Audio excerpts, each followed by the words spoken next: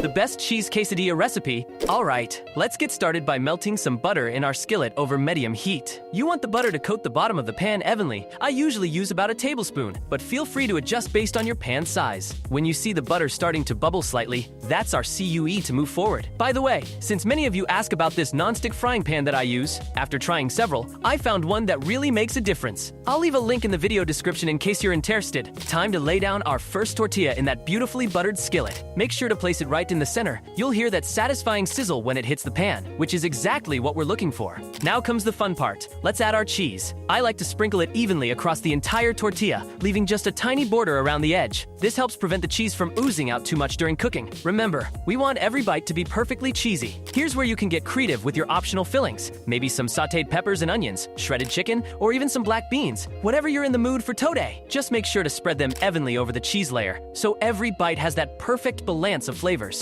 Let's complete our quesadilla sandwich by placing the second tortilla right on top. Give it a gentle press with your spatula to help everything stick together. This will make flipping much easier later. Now we'll let it cook for about 2-3 minutes, until the bottom gets that gorgeous golden brown color. You can lift the edge slightly with your spatula to check. We're looking for those beautiful toasted spots that give the perfect crunch. Here comes the trickiest part, flipping. I like to use a large spatula and do it in one confident motion. Once flipped, you'll notice the cheese starting to melt beautifully through the sides. Give it another 2003 minutes on this side until it matches the first. When both sides are perfectly golden, slide your quesadilla onto a cutting board. Let it rest for just a minute. This helps the cheese set slightly, then slice it into wedges. I usually go for 6 triangles, but you do you. Serve it up with your favorite toppings like sour cream, guacamole, or fresh salsa. And that's how you make this delicious recipe. If you enjoyed it, don't forget to subscribe to the channel for more recipes like this one.